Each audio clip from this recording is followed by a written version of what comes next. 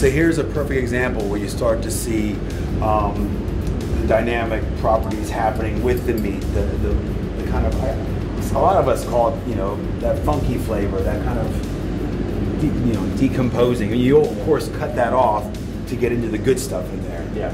I mean, this is just the start of it. We've got one over there that's quite funky. So the scenario that we've created is basically a penicillin-like. You know, it's not a bad bacteria. It's good bacteria. It's all fine. You can see, even if you hit it, bloody rock hard. It's hard. But he'll carve that off, and then inside is the good stuff. Yeah. That would have been a big eye like that as a ribeye, and it's just starting to really pull together. Yeah.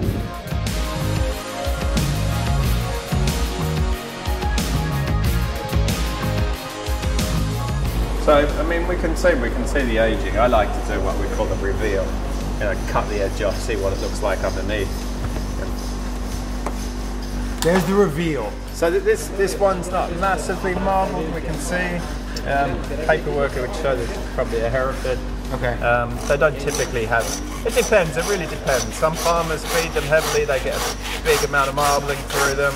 Some people let them grass-fed. I mean, that's where we are, predominantly grass-fed.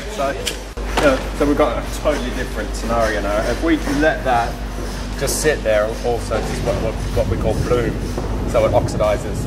You call that blooming? Yeah, I like that. Yeah, so it'll go really quite bright again.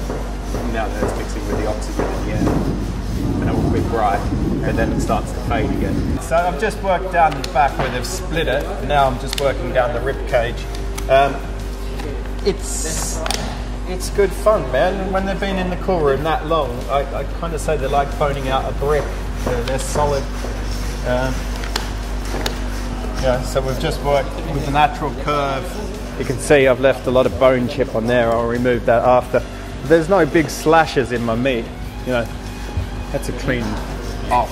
There's not much meat left on there. Bones are looking quite clean, which is a sense of pride and in a butcher.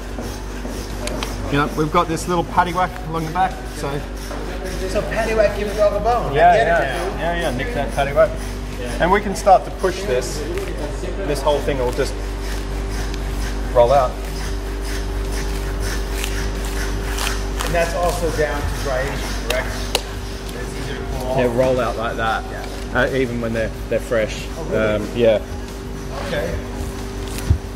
And then we're just going to take the last bit off.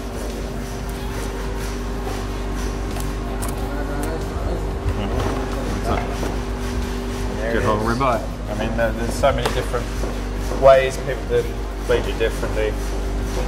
We'll take all of that, we'll use that stewing mince, burgers, that's steaks. Yeah. That's for selling, this is for making your money, man. This is some of the best tasting meat you'll ever have. So they're gonna mince that down, and it's gonna go into a mince.